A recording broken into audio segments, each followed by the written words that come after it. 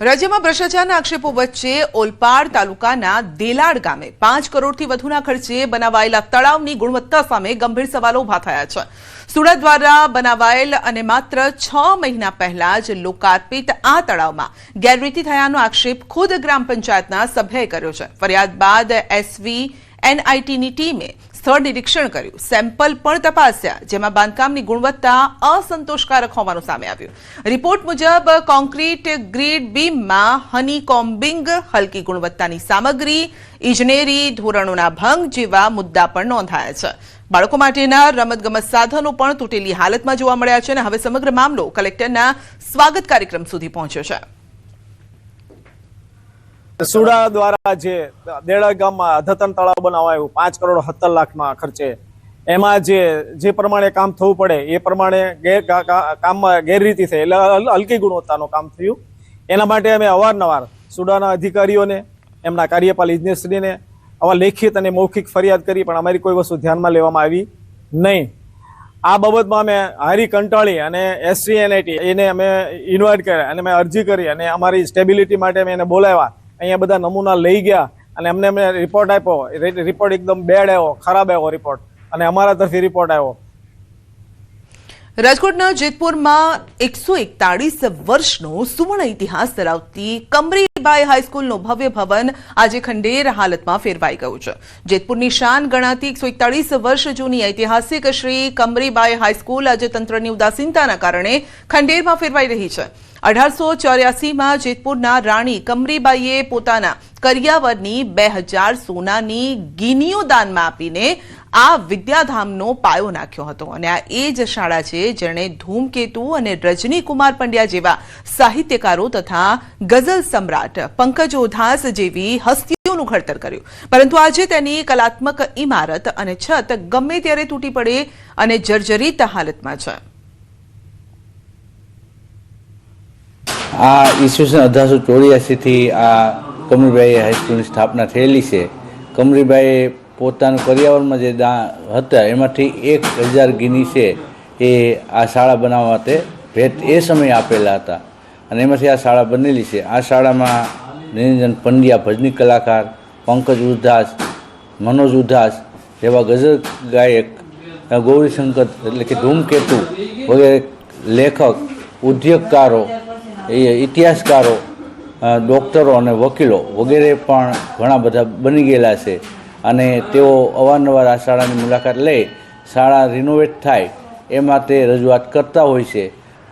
કે આ ઊંચી એવી દિવાલની પાછળ મા સરસ્વતી દેવીનું મંદિર આવેલું છે। કોઈ જેલ નથી। લોકશાહીના રાજવીઓ, જરા તો શરમ કરો। તમે આ માના મંદિરની સામે શૌચાલય ખડું કરી દીધું। તમે માની સામે યુરિનલ કરતાં શીખ્યા ક્યાંથી? એટલે દુઃખ થાય છે। બ્રિટિશ સ્થાપત્ય અને કાઠિયાવાડી શૈલીના સમન્વય સમાન આ ભવનમાં એક સમય સૌરાષ્ટ્રનું પ્રથમ સહશિક્ષણ શરૂ થયું હતું અને શાળાની દુર્દશા જોઈને ભૂતપૂર્વ વિદ્યાર્થી પણ ખૂબ દુઃખી છે। તો હાલમાં 273 વિદ્યાર્થીઓ આ જ કમ્પાઉન્ડના ઓરડામાં ભણી રહ્યા છે, પરંતુ તેમની નજર સામે જ આ અમૂલ્ય સાંસ્કૃતિક વારસો દમ તોડી રહ્યો છે। જૂના ફર્નિચરનો કાટમાળ અને ઉગી નીકળેલી વનસ્પતિઓ આ ઐતિહાસિક ધરોહરની ગરિમાને ઝાંખપ લગાડી રહી છે। ઘણા સમયથી જર્જરિત પરિસ્થિતિમાં છે અને પડી જવાના આડે ગાળે છે। જો આ સ્કૂલમાંથી ઘણા એવા મહાન વ્યક્તિઓ ધૂમકેતુ જેવા ભણીને ગયેલા છે અને આ સ્કૂલને આગળ વધારવા માટે જલ્દીથી જલ્દી રિનોવેશન કરાવવાની જરૂર છે અને આમાં અત્યારે પોપડા પડવાના શરૂઆત ચાલુ થઈ ગયેલ છે અને ભણતી વખતે ખૂબ જ ડર લાગે છે। આ સ્કૂલમાં 140 વર્ષ જૂની છે, જે પાટિયા બધાય તૂટેલા છે, એનો રિનોવેશન કરવા ઈચ્છું છું। જે સરકાર પાસેથી હું અપીલ કરવા માંગુ છું કે જે રિનોવેશન કરી શકે। અહીંયાથી કેટલાક નામાંકિતો ડૉક્ટરો, એન્જિનિયરો, કેટલાક આર્ટ્સ કોમર્સના વિદ્યાર્થીઓ ભણી ચૂક્યા છે। સરકાર અને સ્થાનિક તંત્ર દ્વારા હેરિટેજ જાળવણીની વાતો થાય છે, પરંતુ જેતપુરના આ સાંસ્કૃતિક વારસા સમાન બિલ્ડિંગનું રિસ્ટોરેશન કરવામાં ન આવ્યું અને જેને લઈને આગામી પેઢી પાસે માત્ર ફોટોગ્રાફ્સ જ બાકી રહેશે। જેતપુરના શ્રેષ્ઠીઓ અને સરકારે સાથે મળીને રાણી કમરીબાઈના ત્યાગ, શિક્ષણના આ પવિત્ર ધામને પુનઃજીવંત કરવાની જરૂર છે, જેથી 141 વર્ષનો સુવર્ણ ઇતિહાસ કાયમ માટે ન ભૂંસાઈ જાય। સ્કૂલ ક્યારે પડી જાય એનું નક્કી નથી. આ સ્કૂલ ક્યારે પડી જાય એનું નક્કી નથી અને વિદ્યાર્થીઓના જીવના જોખમ હોય. વિદ્યાર્થીના વાલીઓ આ પડું થઈ ગયેલી સ્કૂલમાંથી વિદ્યાર્થીઓને ઉઠાડી લે છે. ખાસ કરીને બધાય બહુ બ્રિલિયન્ટ છે, માટે આ સ્કૂલ તાત્કાલિક સરકાર અત્યારે સ્કૂલોને પ્રમોટ કરે છે, સરકાર અત્યારે શિક્ષણને પ્રમોટ કરે છે, તો વિદ્યાર્થી તેજસ્વી જે હોય એ આગળ વધી શકે. માટે આ સ્કૂલને તાત્કાલિક રિનોવેટ કરાવે એવી હૃદયપૂર્વક અમારી નમ્ર અપીલ છે સરકારને. રાજકોટ સૌરાષ્ટ્રના અગ્રીમ ગણાતા ગોંડલ માર્કેટિંગ યાર્ડમાં ધાણા અને મરચાની આવકનો નવો રેકોર્ડ નોંધાયો છે. યાર્ડમાં સિઝનની રેકોર્ડ બ્રેક 1.25 લાખ ગુણી ધાણાની આવક થતાં લાંબી કતારો લાગી છે. ગીર સોમનાથ, જૂનાગઢ, પોરબંદર સહિતના જિલ્લાઓમાંથી ખેડૂતો ધાણાના 20 કિલોના 1100 થી 2400 રૂપિયા સુધીના ભાવ પણ મેળવી રહ્યા છે. બીજી તરફ ગોંડલ યાર્ડ ગોંડલિયા મરચાથી પણ છલકાયું છે. મરચાની સિઝનની રેકોર્ડ બ્રેક 25,000 ભારીની જંગી આવક થઈ છે અને મરચામાં પણ ખેડૂતોને 20 કિલોના 1500 થી લઈ અને 8,000 રૂપિયા સુધીના મબલક ભાવ મળ્યા છે. આગામી નવી જાહેરાત ન થાય ત્યાં સુધીમાં ગોંડલ યાર્ડમાં ધાણા અને મરચાની આવક સત્તાવાર રીતે બંધ કરવામાં આવી છે. સૌરાષ્ટ્રનું અગ્રીમ ગણાતું ગોંડલ માર્કેટ યાર્ડમાં ધાણાની આવક શરૂ કરવામાં આવી હતી, જેમાં ધાણાની રેકોર્ડ બ્રેક આવક થઈ હતી, જેમાં ધાણાની 1,25,000 બોરી જેવી આવક થવા પામી હતી અને ધાણાના ભાવ 1100 થી લઈ અને 2400 સુધી બોલાતા હતા. અને મરચાની આવક પણ રેકોર્ડ બ્રેક થઈ છે, જેમાં 25,000 ભારી જેવી મરચાની આવક થઈ છે, જેના ભાવ 1500 થી લઈને 8,000 સુધી બોલાતા હતા. જ્યાં સુધી ગોંડલ માર્કેટ યાર્ડની બીજી જાહેરાત ન થાય ત્યાં સુધી ધાણા અને મરચાની આવક બંધ કરવામાં આવે છે. આણંદના સોજિત્રામાં 25 ગામોમાં 1500 હેક્ટર જમીનમાં ખેડૂતોએ ટામેટાની ખેતી કરી છે, પરંતુ આ વર્ષે ખેડૂતોને ભારે આર્થિક નુકસાન સહન કરવાનો વારો આવ્યો. 5 થી 8 હેક્ટર જમીનમાં ખેડૂતોએ 2.5 લાખથી 2.5 લાખ ખર્ચ કર્યા છે અને જેની સામે વળતર માત્ર 35,000 થી 50,000 સુધીનું મળ્યું છે. ખેડૂતોનો આક્ષેપ છે કે વેપારીઓ 5 થી 7 રૂપિયા કિલોના ભાવે ટામેટાની ખરીદી કરી રહ્યા છે. રાજ્ય સરકાર ડાંગર, ઘઉં, ચણા, બાજરી ટેકાના ભાવ નક્કી કરે છે.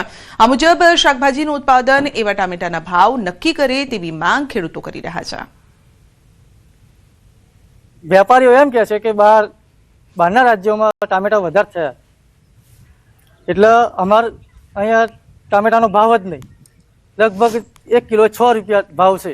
6.5 હેક્ટરમાં વાવેતર કરેલું છે ટામેટીનું, અને અત્યારે ટામેટીના ભાવ પણ પૂરતા જેવા મળતા નથી. તો મારે સરકાર પાસે એક આશા છે કે ટામેટાના ભાવ ટેકાના જાહેર કરે.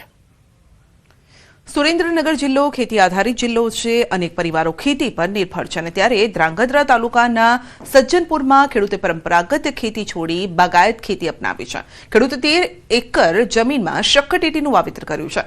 40 લાખથી વધુની કમાણી કરી રહ્યા છે. સામાન્ય રીતે અંદાજે 70 દિવસના સમયગાળામાં જ શક્કરટેટીનો પાક તૈયાર થઈ જાય છે અને આ પાક તેમને વર્ષનું 180 ટનથી વધુ ઉત્પાદન આપે છે અને અંદાજે 40 લાખ રૂપિયાથી વધુ આવક પણ કરાવે છે. શક્કરટેટીના ખરીદદાર વેપારીઓ સીધા ખેતર પરથી શક્કરટેટી ખરીદે છે. આથી ખેડૂતને વેચાણ માટેની ઝંઝટમાંથી પણ મુક્તિ મળે છે.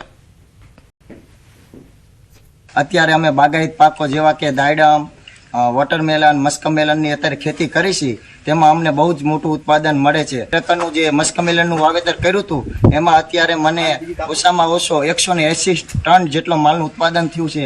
આમાં આ ખેતીમાં અમને સારું એવું ઉત્પાદન મળે છે અને સારા એવા રૂપિયા મળે છે.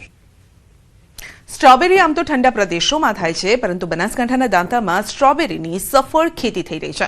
દાંતા તાલુકાના છોટા બામોદરા ગામે જયંતિભાઈ નામના ખેડૂતે સ્ટ્રોબેરીની ખેતી કરી સારી કમાણી કરી છે.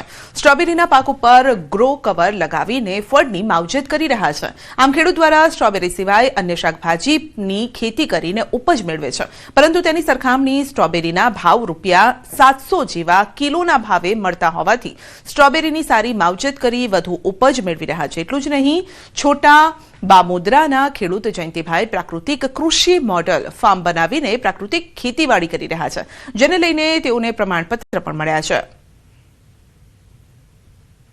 જે રીતે સરકારની નેમ છે અને ખેતીવાડીની ખેતી વધુ ઉપજ મેળવે તેવા સરકાર યથાર્થ પ્રયત્નો કરી રહી છે, ત્યારે ખાસ કરીને દાંતા તાલુકામાં હવે સ્ટ્રોબેરી સ્ટ્રોબેરીની ખેતીવાડી પણ શરૂ થઈ છે અને ખાસ કરીને ઠંડા પ્રદેશોમાં જેવું કે કાશ્મીર છે, જમ્મુ છે, એ સાઈડે વધારે જોવા મળતી ખેતી હવે આ દાંતા તાલુકો પછાત વિસ્તાર ગણાતા એવા વિસ્તારમાં પણ સ્ટ્રોબેરીની ખેતી જોવા મળે છે. આપણે બતાવવા માંગીશું હાલ અમે જે દાંતા તાલુકો છે, દાંતા તાલુકાના મોટા બામોદરા ગામે પહોંચ્યા છીએ અને ત્યાં આપ જોઈ રહ્યા છો કેવી સિફત રીતે અને સરળતાથી ખૂબ જ સાવચેતીપૂર્વકની આ ખેતી હાલ તબક્કે જોવા મળી રહી છે. અને લાલ ચટાક સ્ટ્રોબેરી છે અહીંયા પકવવામાં આવી રહી છે અને માનવામાં આવે છે કે આ ખેતીવાડી જે છે છેલ્લા 5 વર્ષથી કરવામાં આવે છે. અને જે ખેડૂતો છે, ખેડૂતો પણ એવું માની રહ્યા છે કે અમે શરૂઆતમાં જે છે એ શરૂઆતમાં પહેલા વર્ષે ખેતી લાવી આના રોપા લાવી અને ટ્રાય કર્યો હતો અને ટ્રાય કર્યા પછી તેમાં સફળતા મળતા આ ખેતીવાડી અમે કરી હતી. અને આપણી સાથે ખેડૂત છે, ખેડૂતને પૂછવા માંગીશું કે આ ખેતી જે સ્ટ્રોબેરીની ખેતીવાડી કરી છે કેટલા વર્ષથી કરો છો અને કેવી ઉપજ થાય છે, શું કહેવું? 5-1 વર્ષથી સ્ટ્રોબેરીની ખેતી કરીએ અને સારું એવું રિઝલ્ટ મળે છે. અહીંયા ગ્રો કવર લગાવેલા છે, બધું સારું છે. આમ કેટલા છોડવા લાયા હતા અને શરૂઆત કેવી રીતે કરી આ ખેતીની? છોડવા 2000 જેવા હતા અને હિમાચલ પ્રદેશથી લાયા. સાહેબો ગયા હતા પેલા ચીની સંસ્થામાંથી ને એ બધા તે લાયા પેલા. ખાસ કરીને આજે આ વાતાવરણ એને કેવું જોઈએ છે અને ખેતીવાડી જે સ્ટ્રોબેરીની છે કેવા પ્રકારની તેરી છે, પાક કેવો થાય છે? સ્ટ્રોબેરીને ઠંડો પ્રદેશ જોઈએ. આ વિસ્તારમાં બહુ ગરમી પડે તેમ છતાં પણ અહીંયા થાય ઠંડ રાખીને કરીએ છીએ અમે. કેટલા વર્ષથી કરો છો અને પાક કેવો થાય છે? બે વખત જેવી કરી આ સુધી તો